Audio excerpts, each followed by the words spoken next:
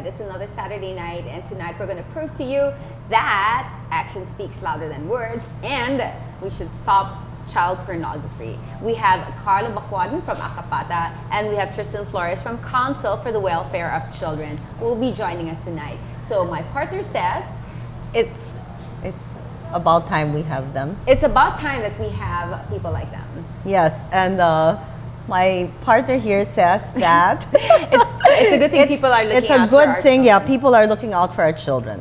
So ladies and gentlemen, Tristan and Carlo. Hello guys. Hello, thank you for being here tonight. And thank you for all our presents. Yes, we've got like for our ID. Yes, we have, okay, here it says be safe, don't give your name and address through the internet. And this one says action speaks louder than words and stop child pornography.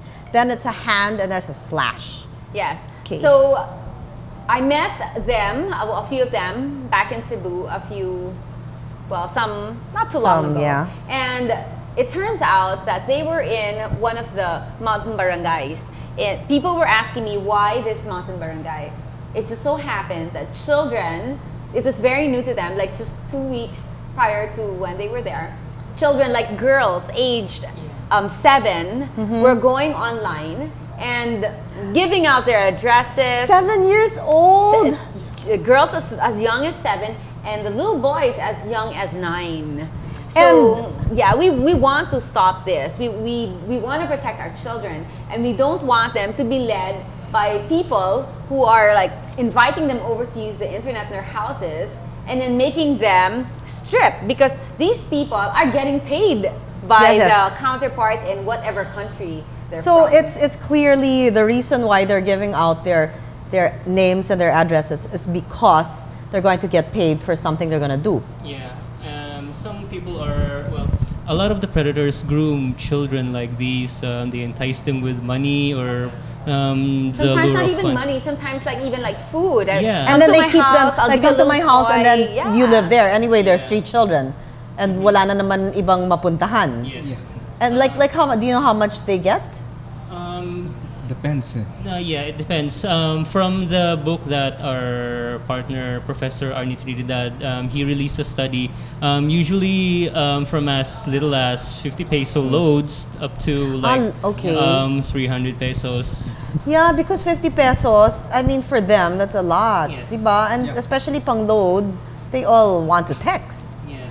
So there's a need to bring an awareness to this. So the parents can be safeguarded, because sometimes it's either the parents are giving a blind eye because of the financial and monetary returns, or we have to put a stop to this, because if you don't stop it right now, this will graduate into bigger stuff, heavier stuff, and the children who have so much future can end up going into prostitution. Yes. Worst case scenario. Yes. Besides, in the beginning, if it happens to them at an early age, then it's, they will accept it as something that's normal and something that's actually right or correct. I mean, you're an educator of children, and we all are aware that it's formative years, 0 to 7. So they feel that if this is okay, then this is probably morally acceptable. So tell us more about the Council for the Welfare of Children. Right now, Council for the Welfare of Children is under the DSWD. We are an interagency government agency, which we do more on policy formulation and we do some program development. And we are not just one agency, but as I said, we're interagency. So there are some NGOs working with us, and also other implementing agencies coming from the national government as part of our council board. So, gaano katagal na po yung CWC? 1974 pa kami, and we were created by the PD 603 or the Child and Youth Welfare Code. So matagal na, and then we've been working on what laws we could Implement to help?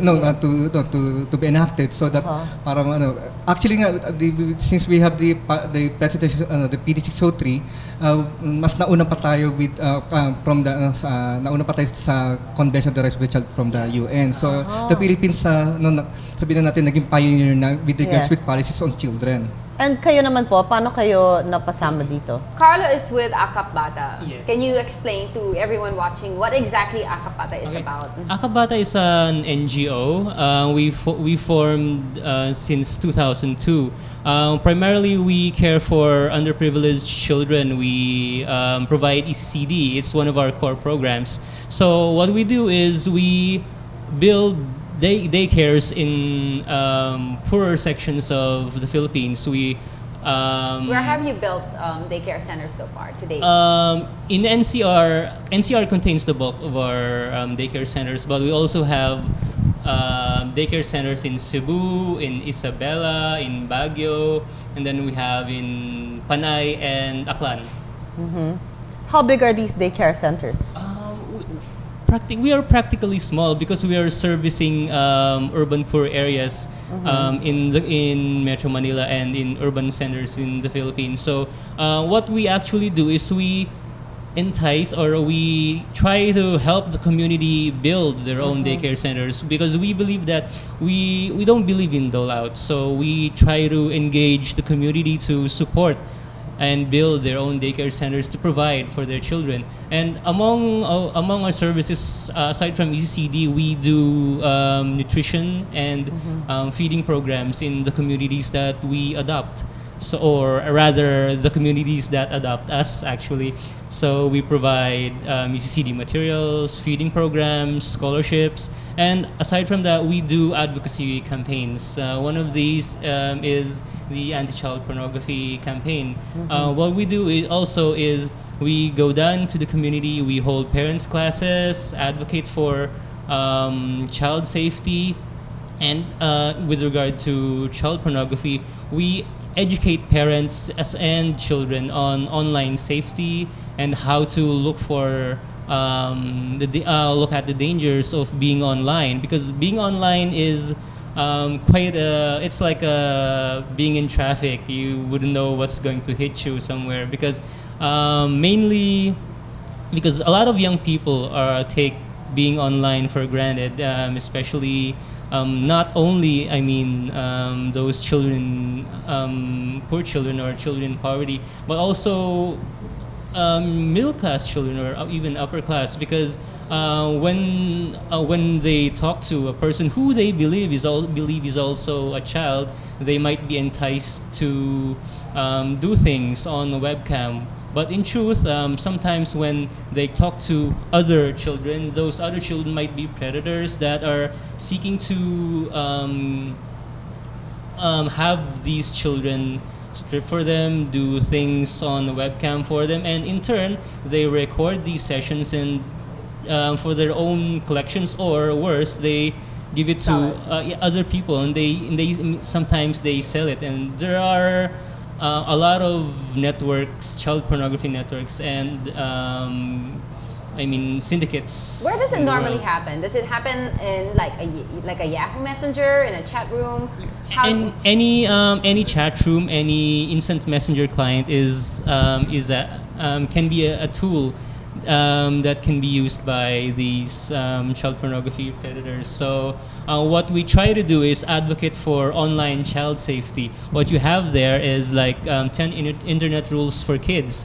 We usually give those pamphlets, and we have a large size poster of that. Unfortunately, I haven't brought it today, but we give that to barangay centers, internet cafes, and even schools. Okay, I'll read it. 10 internet rules for kids. Don't give your home address, telephone number, or school's name to anyone you meet on the internet. Don't send anyone your picture, credit card, or bank details. Well, I guess they don't have any credit card yet, but they can give their parents credit cards, right? Credit card numbers. So don't give your password to anyone, even your best friend.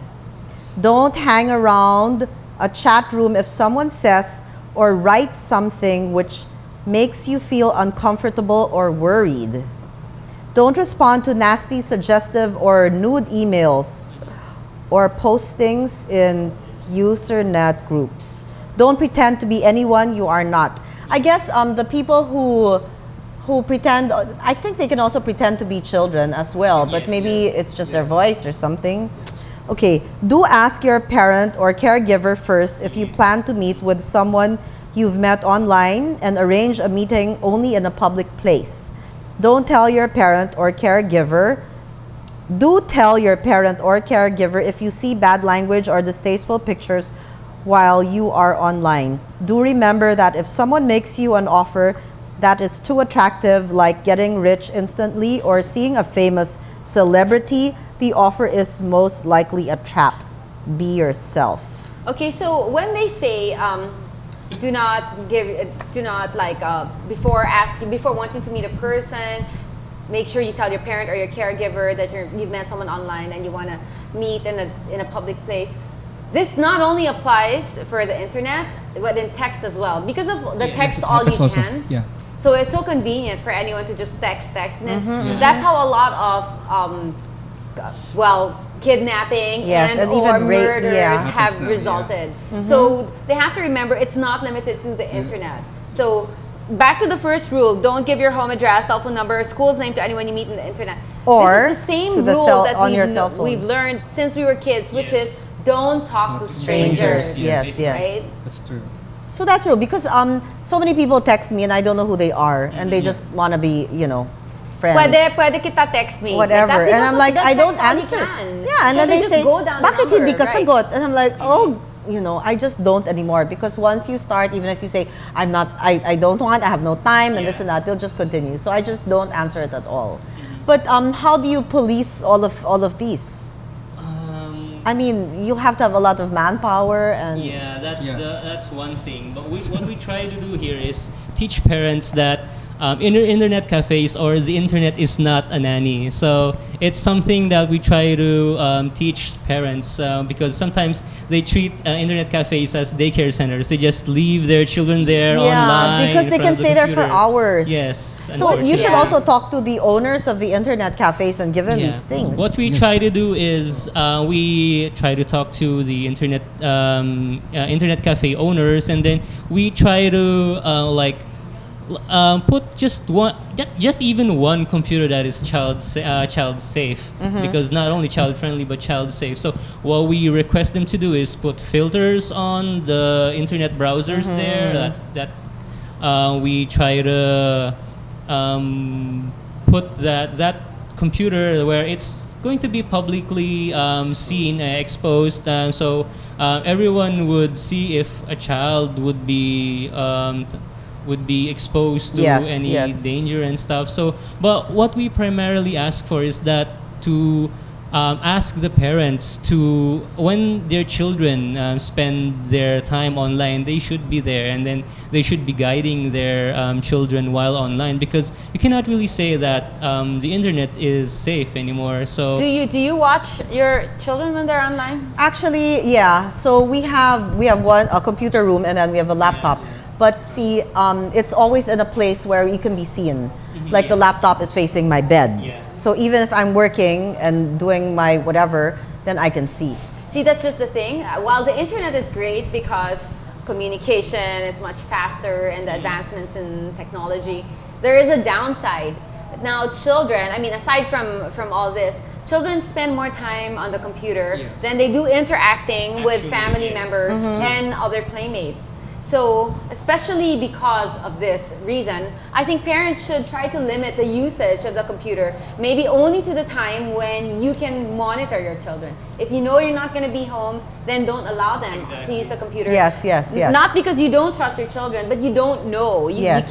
You can't safeguard everything. Like although I know for sure your daughter's not going to go on any website, but you'll never know. Yeah, but you never know. Yeah, you'll Like, never what if she know. just experiments and goes around and then or she just finds starts something? clicking, Yes. right? Then, So they also have like some of the games in their PSPs or their DSs. There's some like there was one I was looking over. I mean, things like Cooking Mama, that's okay, it's safe. But then there was one I said, what is this? I mean, there was like a dating thing, and she was like 8 years old and dating, and like, you know, there was a conversation with a man and a woman, and I said, I don't like this. So, you know, go back to the store and go back to where you bought it, because, you know, they buy it in bulk and then there are like several games already there. I said, but you're not allowed to do this. But she said, yes, yes, and like she understood.